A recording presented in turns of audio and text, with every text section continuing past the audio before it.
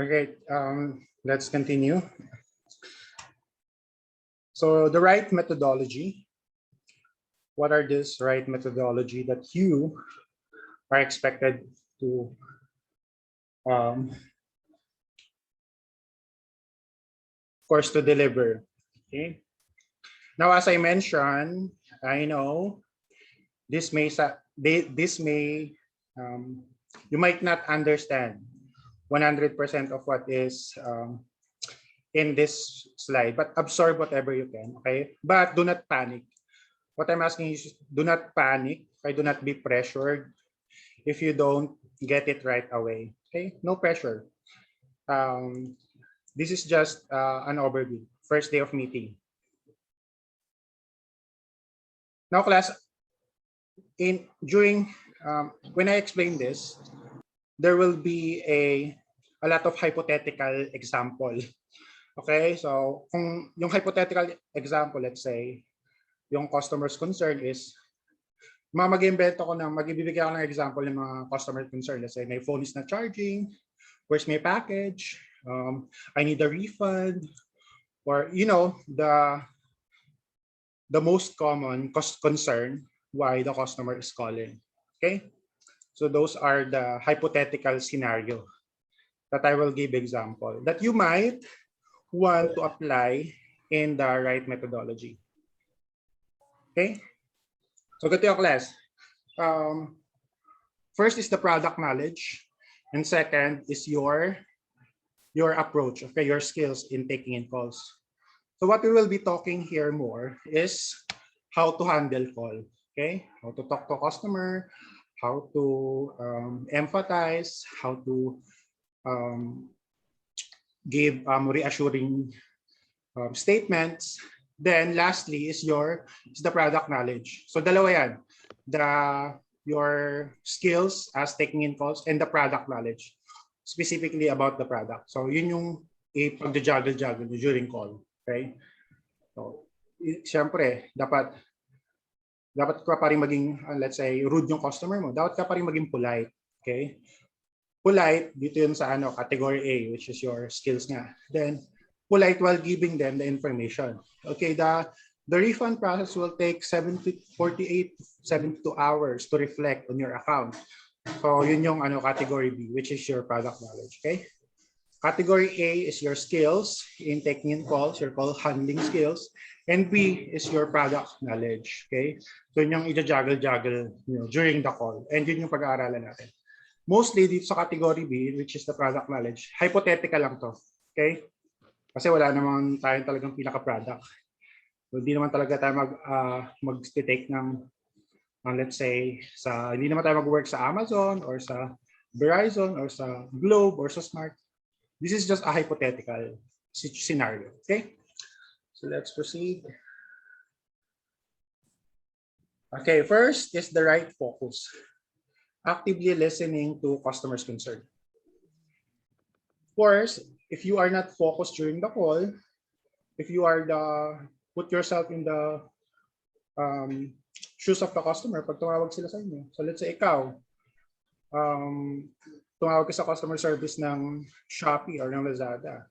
Yung in-order mong shoes, isa 7, tapos yung isa 9. Of course, then after explaining it, the representative says that,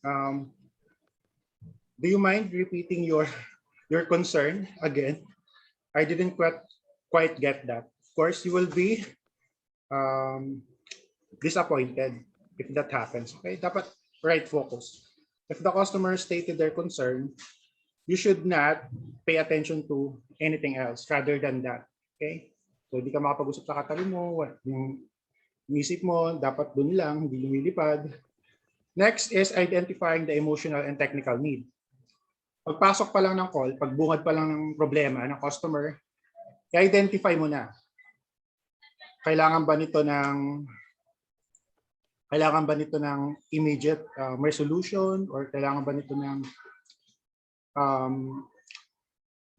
kaya ba nitong gawin yung pag-reboot ng router, for example, like that. Kasi kung naririnig mo is, ugod-ugod yung boses, senior citizen yung boses. So, hindi mo siya papahirapan. Okay? Make it as simple as possible. The process should be as simple as possible. Right focus. Understanding the underlying emotion. Yan nga. Identify mo if they are really upset, if they are... So, hindi lang naman laging upset yung customer. Minsan, excited sila. Kasi nakatanggap sila ng message or ng email. For example, you have a free 6 months of subscription of HBO Go and Netflix. Okay, so excited sila, tawag sila sa'yo. Okay, how to claim this? Then of course, identify yung emotion nila. Okay, masaya tong customer na to. So automatic CSAT na to, automatic positive survey na to. Dapat maging masaya ka din sa pag-usap sa kanya. Congratulations for being our valued customer. We rewarded you of the free 6-month subscription of Netflix. Masaya ka din. Hindi yung masaya sila kasi ikaw malungkot ka, parang disappointed ka. Okay, I see. So dapat nagmamatch din. Okay? Right? Focus in identifying whatever just happening. Attentive in acquiring key details. Dapat, pag nag-take ka lang calls, yung notes mo, ready. Automatic, ready siya. Okay, the customer's name, i-note mo kagad yun, customer's name, their concern, how long is this thing going on already. Those are the things that you know. Okay? Right focus. So, lahat nga ito ginagawa natin so that we can have a positive survey. Yun lang naman yun eh. Okay, the right questions. After the right focus, the right questions. Asking appropriate questions. Effective probing. Probing, you will be, pag-usapan natin to, may one designated day tayo, one designated synchronous session about probing. Okay? Eliminating unnecessary information or unnecessary questions. For example, your customer is, my phone is not charging. What is happening? So would you ask the question, what is the color of your charger? So these unnecessary questions. The color of their charger will not have something to do why their phone is not charging. So you may ask, have you tried charging a different phone into the charger? Okay. Or have you tried plugging it in a different outlet? So yun. That's the possible questions. Hindi yung ano, is it raining there? Or is your dog barking while you are plugging the charger? So of course. And know when to ask. Ito yung tools mo, open and close-ended questions. Close-ended questions is of course answerable by yes or no. Okay? Let's say, do you see an X button on the upper right, extreme upper right corner of your screen right now? Yes or no? So that's close-ended questions. There is no other answer rather than yes or no. Close-ended questions. And open-ended questions is, of course, there's a lot of possible answer. So let's say, so tell me, when did it start? Okay. So maraming possible question. Let's say kagabi, or could you tell me more about it? So let's just, this example, may titinda ng isda. Could you tell me more about your concern? Yan. Maraming possible question, ay possible answer. So yung pagpa-practicein mo rin, i-juggle mo rin yun. Learn how to ask close-ended question and open-ended questions. Kasi pag hindi mo ginawa yun, your call will take forever. Paikot-ikot lang kayo. Dapat nagtatanong ka na ng close-ended question, nagtanong ka pa ng open-ended question. So hindi na natapos yung call niyo. And isa rin sa important metrics is your AHT. AHT is average handling time. Okay, so your call should be around 10 minutes only. More than that, long call na yun. Shorter than that, hindi rin maganda yun kasi possible may mga hindi ka pa na-resolve na concern. So those are the right questions. You need to juggle that. Right focus, right questions. Before we proceed to the next screen, may tanong ba? Or okay ba kayo so far? Alright, so okay pa. Right time. Asking the right questions at the right time. following a structured sequence of questions and allow you to filter important from unimportant information. Let's try to figure out what the problem is. May I ask you questions? So this is class when you know how to time. You know, there are tendencies that customer will talk and talk non-stop. And of course, kahit naman magsalita sila ng magsalita, kailangan pa rin lang huminga. Okay? So pag huminga sila, doon ka pumasok. I understand that you are calling this way. But let me ask, so kailangan mo sumingit. You need to find ways, okay, for you to reconnect with your customer. Parang ano yan, don't let it get out of your control. Kasi you are still the one who is in charge in the call, not the caller. You are the representative. You are the boss there. Okay? Kahit na, of course, you are helping them. Ikaw dapat yung nagmamaneho ng call. Okay? So, you should, following a structured sequence of questions. Ito naman class, it will talk more about the category B. So, yun nga. Category A is your call handling skills. Category B is your product knowledge. Product knowledge, it's either specific sa company mo. Let's say Amazon, Verizon, Smart, Globe, Lazada, Shopee, those things. Okay, yun yung category B. So, this is more of a category B. Kasi kapag familiar ka sa process mo, let's say representative ka ng let's say ng Microsoft. Yung category B mo is Microsoft. So you know exactly what is the problem. Or let's say I see you have you want to know why you have this yellow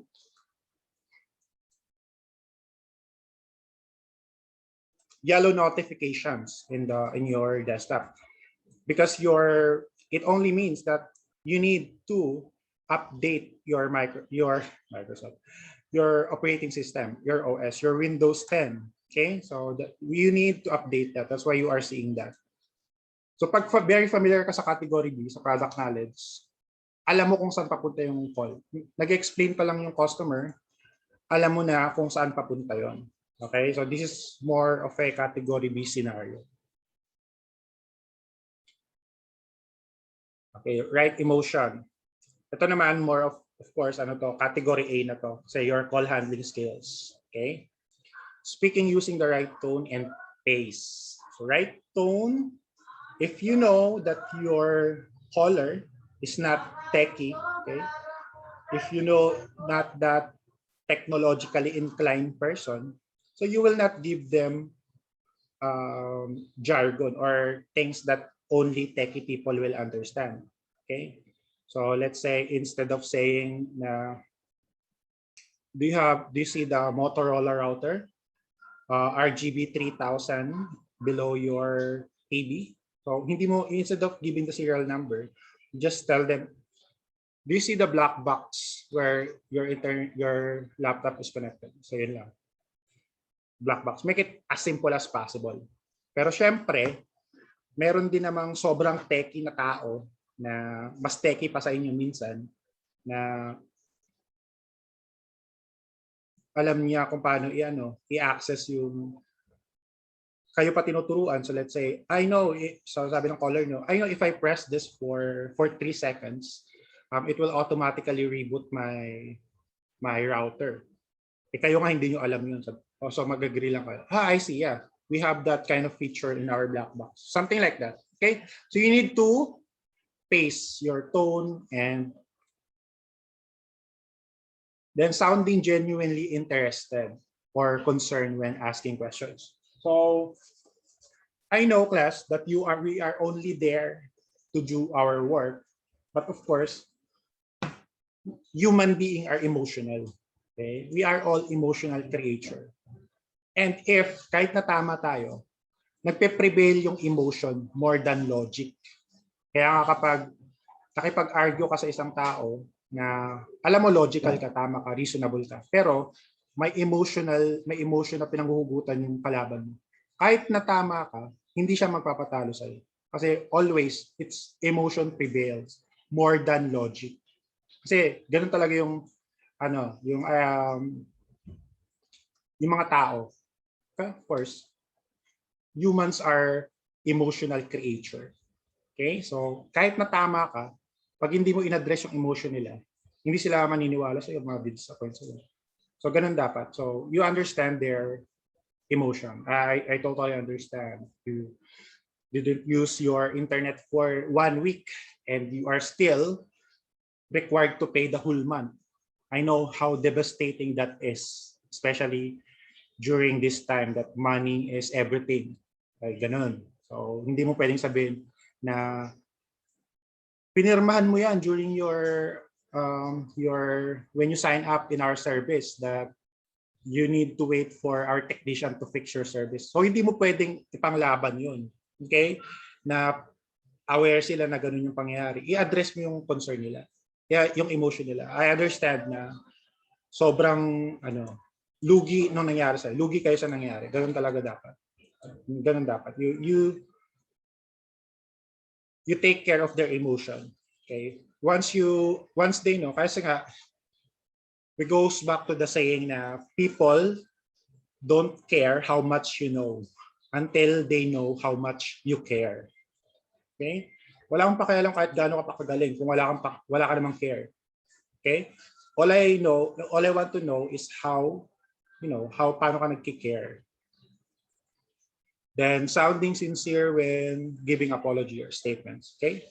So I do apologize for be sincere when giving an apology. Hindi yung robotic. I see. Then I'm sorry. I'm sorry that it happens to you. So hindi dapat robotic. So you say it, you try harder. Okay? I really do apologize that happens again. So don't worry, we will fix it this time. Ganun. Nakipag-usap ka pa rin sa totoong tao. Then sounding excited and enthusiastic when delivering good news. So ito class, ano to? So this is the bread and butter. Kapag may good news, dapat masaya ka din. So, I'm so glad to inform you that our manager gave you a 500 or let's say a $20 refund, okay, for your item. Because since you are a platinum member of Shopee, we are glad to inform you that you have a full refund for the product, for the defective product that you receive. So ganun, masaya ka dapat. Kasi pagkatapos ng call na yon, automatic yung positive survey. And that's what we are aiming for. That's what we are trained our whole life in the BPO world, to give positive survey. Okay? So there class, right emotion, we are halfway there. Dalawa na lang actually. So we're done with right focus, right questions, right time. Ay, isa na lang, right emotion. Okay, right resolution na tayo. So of course, aside from napasaya mo ngayong customer. Okay, positive survey, feeling positive survey. Pero yun ba yung tamang resolution? Okay? Gagawin mo ba palagi yung kapag disappointed yung customer mo? Okay, I'm so glad to tell you that you are qualified for our $10 voucher. So ganun ba lagi ang resolution pag disappointed yung customer?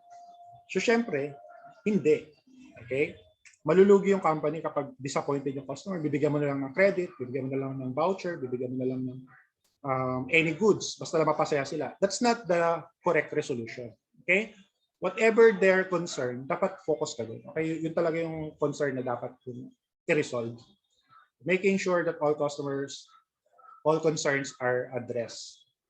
So, one thing na ina-advise is, of course, please download the companion app to your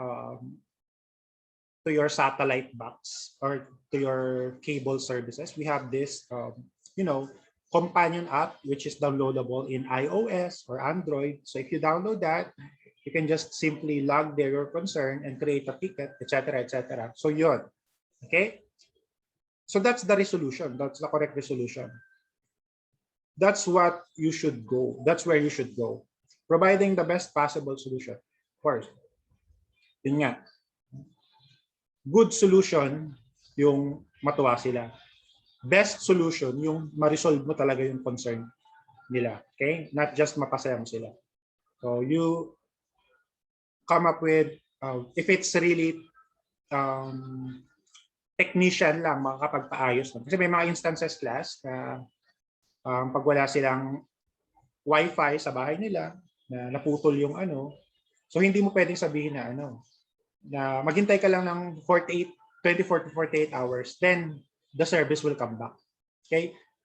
You really make sure that mangyayari yung sinabi mo, na so that kapag nangyari yung sinabi mo, magsisend ka talaga ng technician. Okay, I will be dispatching a technician, okay, free of charge, since you are a valued customer. We'll be sending a technician within the day so that it will be fixed within this afternoon. So ganun. That's how you create a best possible solution. Giving accurate and relevant information that can be supported by available documentation. Say, in class, dapat it's still related to the process. Because in category B, yung category B, again, ulitin ko na naman, is yung product. Okay? Meron kayong Bible niyan. Bible sa computer niyo. Yung Bible is the lahat ng tanong ng customer na sa Bible. Search nyo lang. So dapat yung binibigay niyo sa customer nakalagay sa nakalagay sa section B, nakalagay sa all about router fixing, page 94, bullet number 2. So very specific, ilalagay mo sa note. Na dito niyo nakita yung resolution. Kasi yan, you need to justify bakit yun yung resolution na binigay niyo. O nakita ko yan dito sa page 94 ng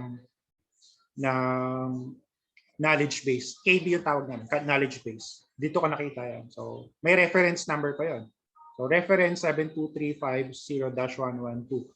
Yun yung nakalaad na solution sa customer concern. Then of course, knowing when and how to provide alternative solution. Meron talagang instances class na yung concern ng customer is wala doon sa knowledge base or sa Bible ng company mo. So doon ka maiipit. Kaya mahirap mag-work sa BPO kasi may maraming instances na ganyan. Okay? So wala doon yung solution, customer mo very concerned, tapos hindi ka pwedeng magkaroon ng dissatisfaction survey kapag na-disappoint sila. So minsan maiipit ka. Maiipit ka talaga. So hindi mo, yun yung mga instances na ayaw mo na mag-work sa BPO kasi kahit saan, kahit mag-ano ka na lang, mag-work ka sa kahit anong industry, wag lang sa BPO. So, minsan, isusumpa mo talaga yung BPO dahil sa mga ganong instances. Okay? Pero kapag nagawa mo ng paraan, kasi sa training, sabihin mo, for example, yung instances na na 2 weeks silang walang internet. So, isipin nyo class kayo, 2 weeks kayong walang, let's say, Converge. 2 weeks kayong na LOS or loss of signal. Kasi nangyari yun sa amin, loss of signal. 2 weeks. Okay? Then, 1,600 pa rin yung babayaran namin every month. 1,625. So, of course, dapat lugi ka, di ba? 2 weeks ka walang internet, tapos 1,600 pa rin babayaran mo. Tapos, pag tumawag ka sa customer service ng Converge, sasabihin lang sa'yo na ayusin yan as soon as possible. Then, pag file ka ng ticket, ang tagal ma-resolve, mga minimum 1 week para bago ka makakuha ng response. So ganun, pag madidikdik ka din minsan. So ang mga instances sa ganyan, yun na yun kung bakit may supervisor call.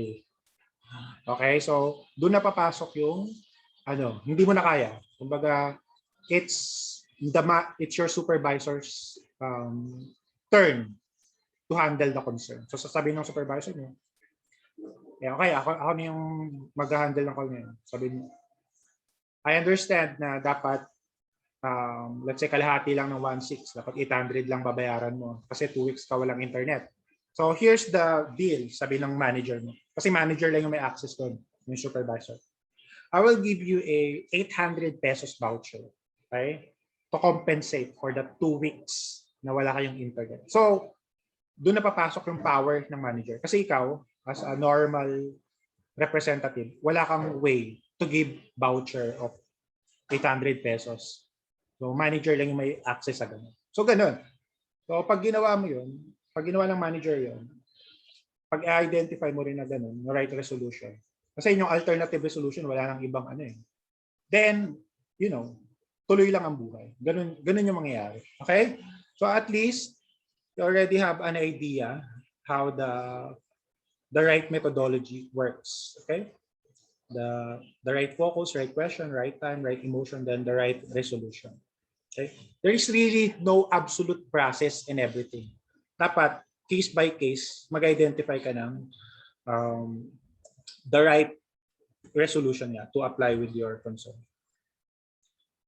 And all in all, the formula for being a great is incomplete without the right attitude.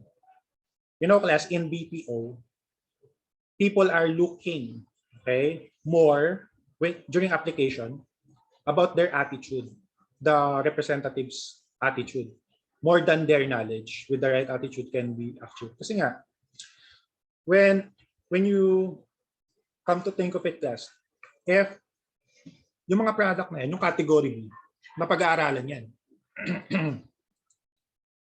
But the category A, your call handling skills, your patience, your love for the customers, your tone, your love for work, your attitude, yung category A, it's innate with you. Hindi yan mapag-aaralan within just simply 4 weeks, 2 weeks of training. Yung product knowledge, mapag-aaralan mo yan in overnight, pwede mo pagpuyatan yan. But the attitude talaga is one of the most important things. Kaya nga, during application, pag may mga nakakasabay akong application sa BPO, nag-apply, ang galing-galing nila. Pero pag nagsasagot sila nung about the attitude, kasi yung attitude assessment, 150 questions yun. Okay? Pero 30 questions lang talaga yun. Nire-replace nila. Pag bumagsak ka dun sa 150 questions attitude assessment na yun, hindi ka makapasok kahit gaano ka pa kagaling. So hindi mo pwedeng kumbaga hindi ka pwedeng magpanggap na mabait or magpanggap na wala kang attitude problem kasi na-identify ng computer kung minamanipulate mo lang yung mga sagot mo just to, of course, makapasok. So ang galingan ng assessment na yun. If you really not have the right attitude in the BPO world, hindi ka talaga makakapasok sa BPO world. Kaya kahit gaano ka pa kagaling. So 150 questions yun. Pag bumagsak ka doon, kahit gaano ka pa kagaling mag-handle ng calls or mag-English, hindi ka talaga makakapasok. Pero pag naipasa mo yon, let's say average ka lang sa category B, makakapasok ka.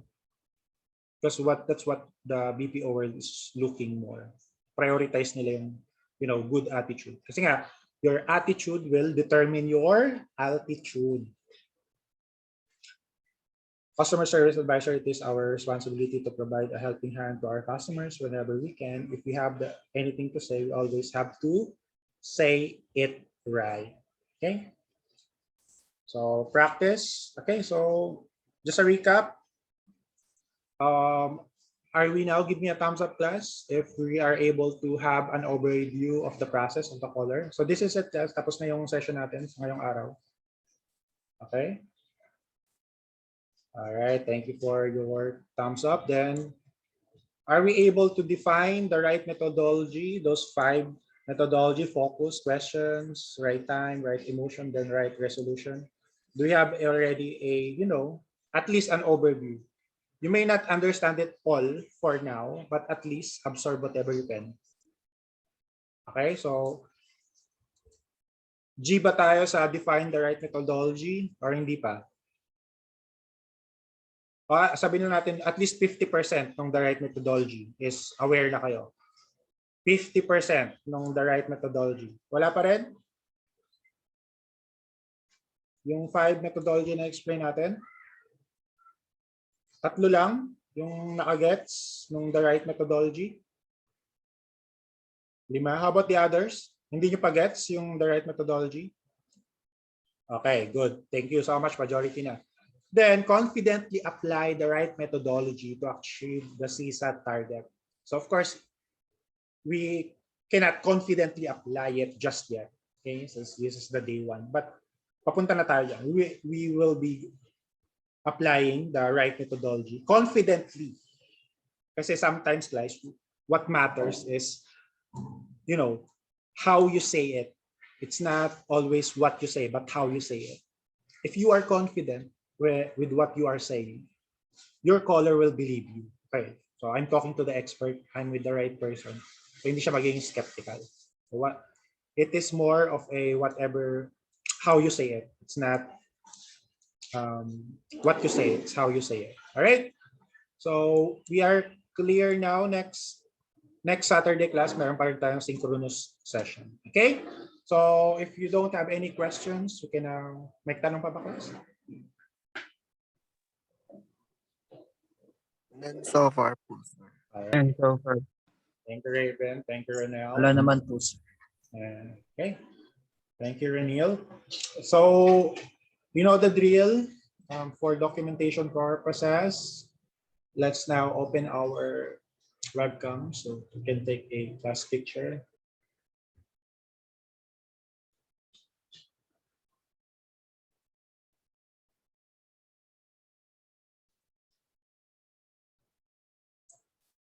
Okay, 1, 2, 3. 1, 2, 3, and si Benedict. Kita lang si Benedict.